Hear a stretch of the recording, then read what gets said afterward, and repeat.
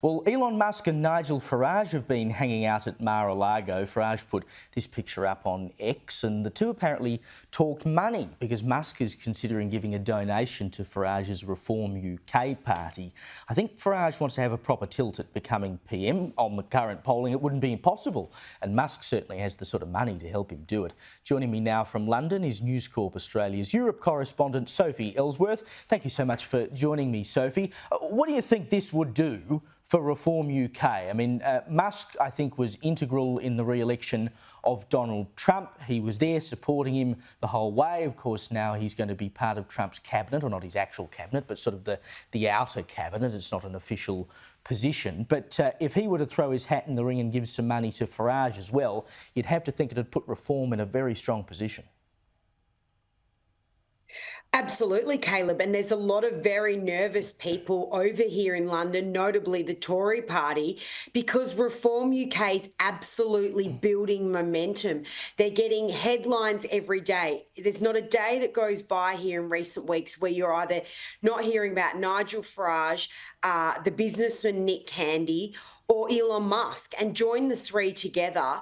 And if Musk does actually give this money to Reform, this is a huge shot in the arm for them, because they are a force of nature here at the moment. They're a real threat to the Tory Party because, as we know, at the general election in July, there was a huge shift away from the Tory Party.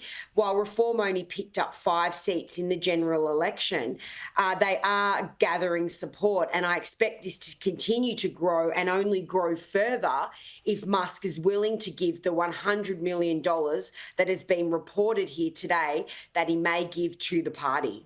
Well, this is the extraordinary thing, right? Because on the most recent polling I looked at, Reform is only about 6 points behind Labor, which is currently in government. Of course, they won in a landslide, but Sir Keir Starmer's managed to squander a lot of that in the 4 odd months he's been Prime Minister. But they're only 6 points behind the government, so they can give Labor a good run for their money, and if they give the Tories a good run for their money, to see a changing of the guard, a major party in one of our Western allies fall apart and be replaced by another is something we have not seen in a very long time.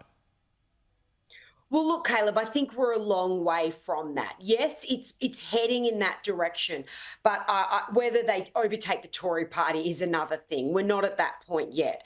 But there are people concerned over here, particularly within the Conservatives, about the threat that Nigel Farage is. And really, there must be a lot of people in the Tory Party questioning why they didn't bring Nigel Farage into their camp, because now he's an agitator against them. He's taking votes away from them.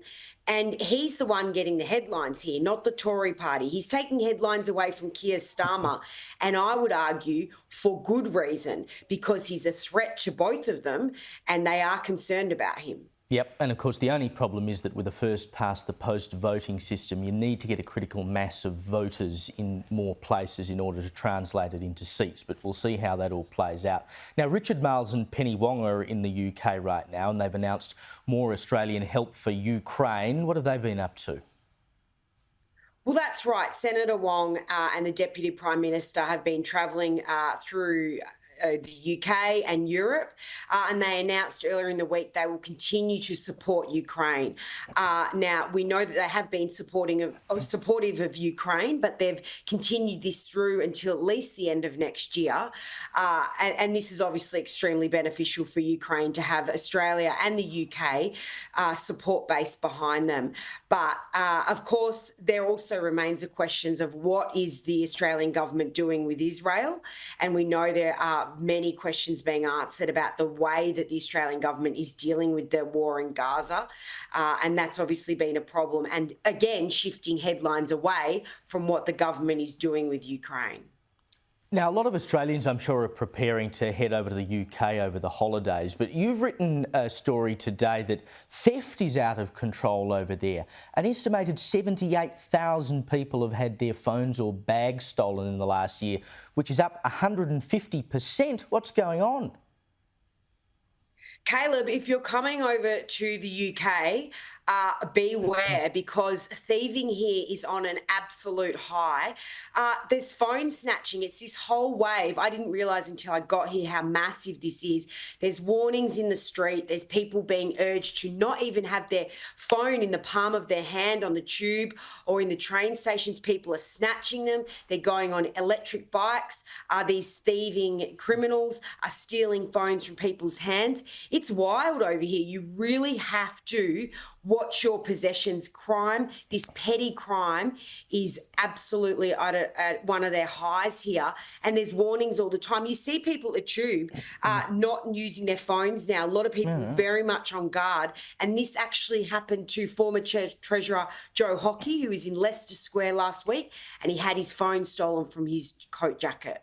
There you go. Sounds like the pickpockets have made it over from the continent. But if there's one good thing about it, if it means people are using their phones less on the tube, maybe they'll start reading newspapers again. Wouldn't that be great? Sophie Elsworth, thank you for your time. Merry Christmas.